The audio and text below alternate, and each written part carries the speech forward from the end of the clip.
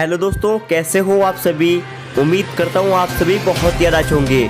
तो स्वागत है आप सभी का आपके अपने यूट्यूब चैनल पर। तो इस वीडियो के अंदर मैं आपको सरपंच बनने की जो है योग्यता क्या रहने वाली है और आप किस प्रकार से सरपंच पद पर खड़ा हो सकते हो, मैं आपको सारी जानकारी जो है इस वीडियो के अंदर पूरी डिटेल वाइज देने वाला हूँ। हर स्टेप वाइज समझाने वाला हूँ कि आपको क्या करना चाहिए अगर आप जो है आपके क्षेत्र में सरपंच पद के लिए खड़ा होना चाहते हो। तो इसके लिए जो है 10 नए नियम लागू किए गए हैं जो बहुत ही ज़्यादा बदलाव है और बहुत ही खतरनाक नियम है।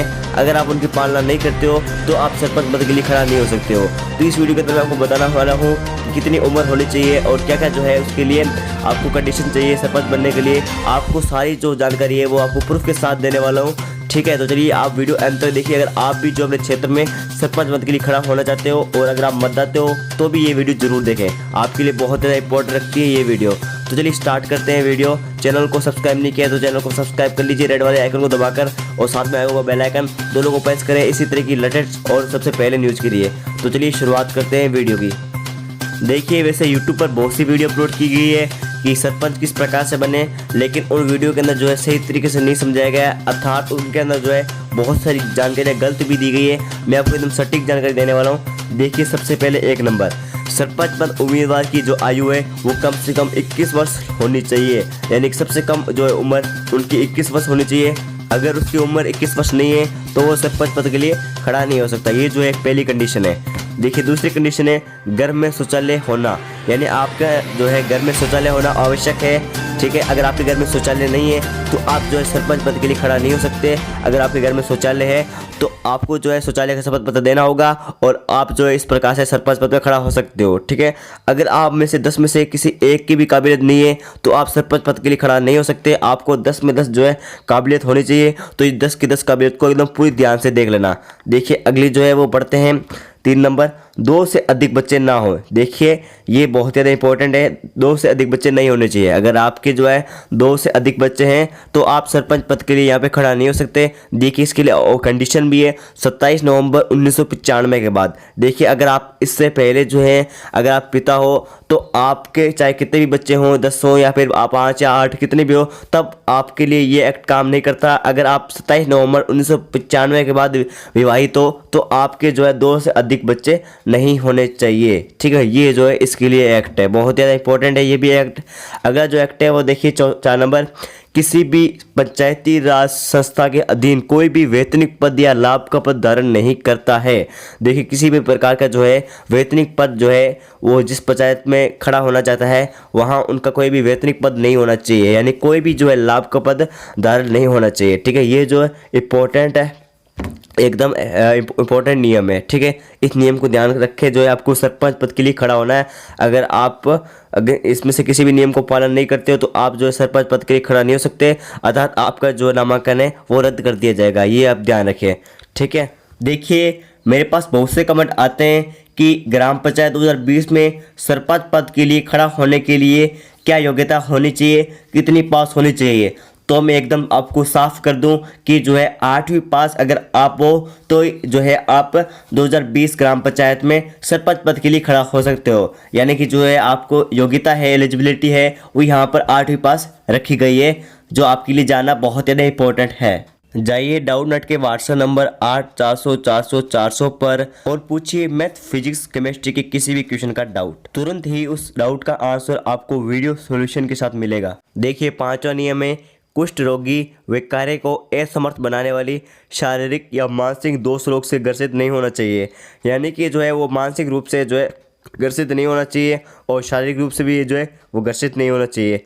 मतलब कि उसके अंदर जो है मानसिक रोग नहीं होना चाहिए, यानी पागलपन जो है वो रोग इसके अंदर नहीं होना चाहिए। अर्थात शारीरिक रोग, यानी कि ऐसा ना हो कि उसका 70% या फिर 60% भाग काम ही नहीं करता, वो सरपंच पद के लिए खड़ा हो जाए, ऐसा नहीं होना चाहिए। और साथ में जो है मतलब पागलपन भी नहीं होना चाहिए। ठीक है, अगर ये नियम वो पालन करता है तो वो है सरपंच पद के लिए खड़ा हो सकता है, अर्थात अगर पालना नहीं करता है तो वो सरपंच पद के लिए खड़ा नहीं हो सकता। ये भी इंपॉर्टेंट नियम है। अगर आप सरपंच पद के लिए खड़ा होना चाहते हो तो इस नियम को भी आप ध्यान रखें, तभी जो है आप नामांकन करा सकते हैं। देखिए, अगला जो नियम है वो है किसी भी अपराध के लिए सक्षम न्यायालय द्वारा दोष सिद्ध ठहराया गया है और 6 माह या अधिक कारावास से दंडित किया गया है तो आप जो है सरपंच पद के लिए जो है खड़ा नहीं हो सकते। या इसके आगे भी लिखा हुआ है देखिए, या फिर सक्षम न्यायालय में उसके खिलाफ ऐसा अपराध विचाराधीन है जिसकी सज़ा 5 वर्ष या 5 वर्ष से अधिक है तो ऐसा व्यक्ति जो है चुनाव नहीं लड़ सकता। बहुत ही ज़्यादा इंपॉर्टेंट नियम है ये। देखिए इस नियम के अनुसार आपके ऊपर किसी भी अपराध के लिए केस चल रहा है या फिर 6 महीने या उससे अधिकवास कारावास से आपसे दंडित किया गया है या फिर 5 साल या 5 वर्ष अधिक जो है वो आपके लिए जो है सज़ा दी गई है तो आप इस तरीके से जो है चुनाव नहीं लड़ सकते। ठीक है, आपके ऊपर किसी भी प्रकार का जो है अपराध केस नहीं होना चाहिए तो आप चुनाव नहीं लड़ सकते। ठीक है, अगर आपका ये नियम पालना करते हो तो आप जो है चुनाव आसानी से लड़ सकते हो, सरपंच पद के लिए खड़ा हो सकते हो। इस नियम को ध्यान रखते ही जो है आप सरपंच पद पर खड़ा होइए। ठीक है, अगर आपने अभी तक चैनल को सब्सक्राइब नहीं किया है तो एक रिक्वेस्ट है, सब्सक्राइब करें और शेयर करें अपने दोस्तों के साथ, तब ताकि सभी को जो है ये जानकारी उपलब्ध हो सके। और वीडियो को लाइक और शेयर आपको करना ही है। ओके, और अगर आपको कोई डाउट है तो आप मुझे कमेंट बॉक्स में कमेंट करके ज़रूर बताएं। और हाँ, आप कौन से क्षेत्र से है वो भी आप कमेंट कीजिए। देखिए अगला जो नियम है 7वां वो पढ़ लेते हैं। देखिए, संबंधित पंचायती राज संस्था द्वारा किसी भी कर या फीस की रकम को मांग नोटिस प्रस्तुत किए जाने के पश्चात नोटिस की दिनांक से 6 माह के अंदर बकाया राशि का संदाय करना, यह भी जो बहुत ज़्यादा इंपॉर्टेंट नियम है। ठीक है, अगर आप सरपंच पद के लिए खड़ा होना चाहते हो तो इस नियम को आप ध्यान से देख लीजिए। इस नियम के अनुसार जो है आप किसी भी कर या फिर फीस की रकम को मांग नोटिस प्रस्तुत किए जाने के पश्चात जो है नोटिस की दिनांक से शाम के अंदर बकाया राशि का संदाय आपको यहाँ पे करना होगा, तभी जो है आप यहाँ पे चुनाव यहाँ लड़ सकते हो। ठीक है, बहुत ज़्यादा इंपॉर्टेंट है ये नियम भी। देखिए अगला नियम है राजस्थान मृत्यु बोझ निवारण अधिनियम 1960 के अधीन दंडनीय किसी अपराध के लिए सिद्ध दोष नहीं ठहराया गया है। देखिए इस नियमानुसार जो है मृत्यु बोझ निवारण अधिनियम जो है 1960 उसके तहत जो है दंडनीय किसी अपराध के लिए सिद्ध दोष नहीं ठहराया गया है, ये आप ध्यान रख लीजिए। ठीक है, अगर आप सरपंच पद के लिए खड़ा होना चाहते हो, ये आपको किसी भी नहीं बताया, किसी यूट्यूबर ने बताया होगा, मैं आपको बता रहा हूँ। ये जो एकदम 100% सटीक नियम मैं आपको बता रहा हूँ, जो 2020 में ग्राम पंचायत के चुनाव होने वाले हैं 3 चरणों में, वही जो है मैं आपको एकदम सटीक नियम आपको बताने जा रहा हूँ। देखिए आपके चुनाव जो है वो उनकी तारीख है वो भी फिक्स हो गई है, तो इस नियम को आप ध्यान रख के ही चुनाव में खड़ा हुई ताकि आपका नामांकन रद्द ना हो। देखिए 9वां नियम है पंचायती राज संस्था में किसी भी रूप से अंश या हित का स्वामित्व नहीं रखना, यह भी जो है सरपंच पद के लिए खड़ा होने के लिए नियम है जो चेंज किया गया है। देखिए पंचायती राज संस्था के अनुसार जो है देखिए किसी भी रूप से अंश या हित का स्वामित्व नहीं रखना होना चाहिए, ये भी जो है सरपंच पद के लिए बहुत ज़्यादा इंपॉर्टेंट नियम है। देखिए अंतिम जो नियम है वो मैं आपको बता देता हूँ। 10वां राज्य के विधानमंडल के निर्वाचन के प्रयोजन पर्वत किसी विधि के अधीन अयोग्य नहीं होना। देखिए कोई भी विधानमंडल है राज्य का, उसके निर्वाचन के अंदर प्रयोजन पर्वत किसी विधि के अधीन जो है आपको अयोग्य नहीं होना चाहिए। देखिए सबसे पहले इसके अंदर दिया गया है नैतिक अधमता वाले किसी अपराध में सक्षम न्यायालय द्वारा दोषी नहीं ठहराया जाना, यह जो है पहला नियम है। उसके बाद इसके अंदर दिया हुआ है देखिए समाज के अंत्यकरण को ठेस पहुंचाना, यह जो है इसके अंदर लागू होता है। देखिए अगला जो है वो है अपराधी का समाज की दृष्टि से गिर जाना।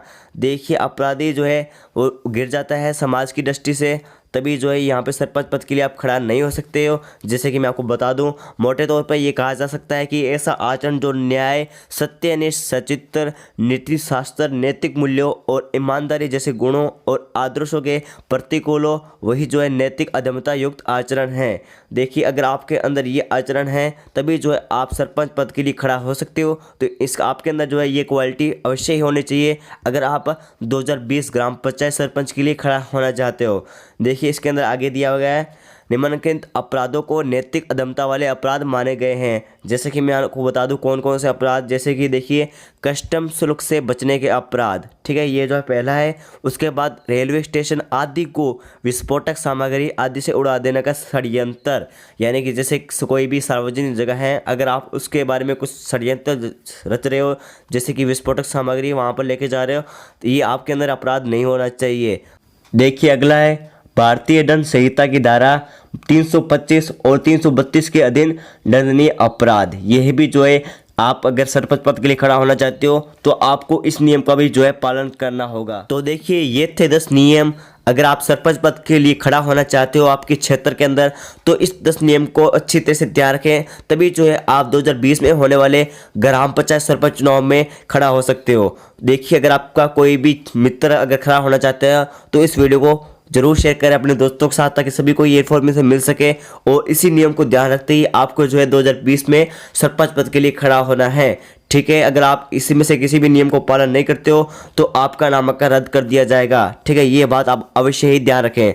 तो अगर आपको ये वीडियो पसंद आती है तो वीडियो को आप लाइक कर देना, और आप किस क्षेत्र से हो तो प्लीज़ आप कमेंट बॉक्स में कमेंट जरूर करना। और अगर आपके मन में कोई भी डाउट है तो आप मुझे कमेंट कीजिए, मैं इसका रिप्लाई 100% दूंगा। ओके, और अभी तक आपने चैनल को सब्सक्राइब नहीं किया है तो क्या कर रहे हो, फटाफट से चैनल को सब्सक्राइब करो और बेल आइकन को प्रेस करो, ताकि आपको इसी तरह की जो है सरपंच के रिलेटेड हर जानकारी मिल सके। तो बस इस वीडियो में इतनी अपडेट थी, फिर मिलेंगे नेक्स्ट वीडियो में। जब तक के लिए जय हिंद, जय भारत।